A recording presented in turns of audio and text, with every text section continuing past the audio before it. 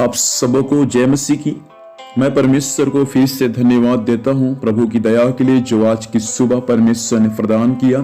परमेश्वर को धन्यवाद हो। मेरे साथ पढ़ सकते हैं नहम्याह की पुस्तक उसका 8 अध्याय उसका 18 पद।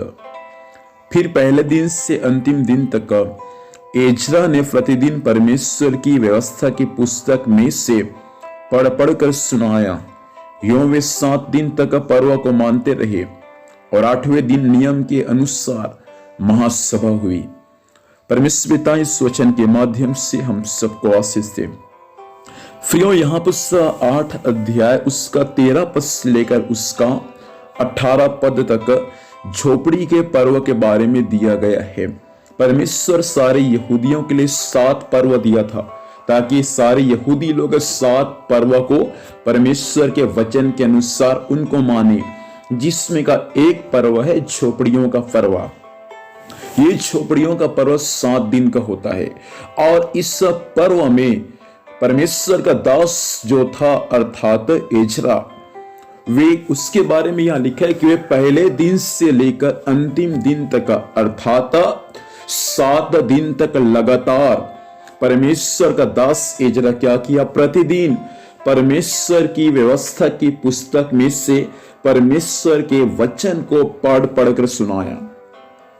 उस झोपड़ियों के पर्व में ये परमेश्वर का दास लोगों को परमेश्वर का वचन का प्रचार किया।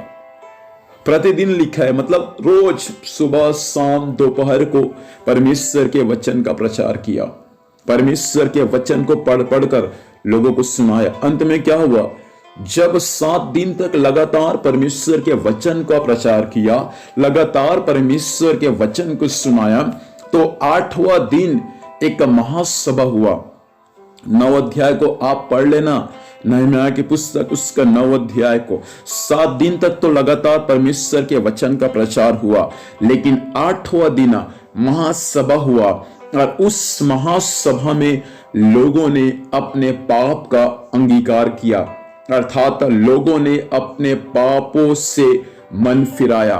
आप जब परमेश्वर के वचन को लगातार प्रचार करते रहेंगे तो आज नहीं तो कल नहीं तो 8वां दिन जरूर वे क्या करेंगे, परमेश्वर के वचन को सुनकर मन फिराएंगे। सोचिए, झोपड़ियों के पर्व में बहुत सारे यहूदी लोग हैं और यहूदी लोग उस पर्व में आए ताकि परमेश्वर के लिए उस पर्व को मनाएं। लेकिन जब परमेश्वर के वचन का प्रचार परमेश्वर के दास किया तो वहां भी पर्व में ऐसे लोग थे जिनको पश्चाताप करने की आवश्यकता था। वे लोग परमेश्वर के वचन को सुनकर 9 अध्याय में लिखा है, वे सब लोग अपने पापों से क्या किए, पश्चाताप किए। याद रखना, महासभा में बड़ा बड़ा सभाओं में जाने वाला व्यक्ति भी पाप के अधीन में रहता है। पाप उनको जकड़ के रखता है। आज उनको भी मन फिराने की आवश्यकता है। आप यह न समझना कि बड़ा बड़ा मीटिंग में जाने से हमारा पाप क्षमा हो जाएगा। हमारा पाप क्षमा तब होगा जब हम यीशु मसीह के नाम से कह देंगे, यीशु मैं एक पापी हूं, मेरे पाप को क्षमा कर, तब हमारा पाप का क्या हो जाएगा, क्षमा हो जाएगा। लोगों ने उस पर्व को मानने के लिए उस सभा में शामिल हुए थे, लेकिन वचन में लिखा है कि उसमें भी बहुत से लोग थे जो वचन के अनुसार पापी थे।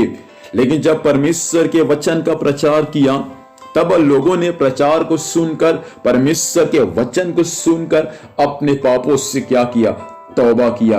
आज हो सकता है आप बड़ा बड़ा सभाओं में जाने का इच्छुक रखते हैं, बड़ा बड़ा सभाओं में आप जाते हैं, बड़ा बड़ा मीटिंगों में आपको शामिल होना अच्छा लगता है, लेकिन मैं आपसे कहना चाहूंगा उस मीटिंग में एजरा के समान परमेश्वर के दास भक्त लोग परमेश्वर के वचन का प्रचार करते हैं, तो क्या आप उस प्रचार को सुनकर अपने पापों से तौबा करते हैं या आप आनंद के साथ अपने घर वापस लौट जाते हैं?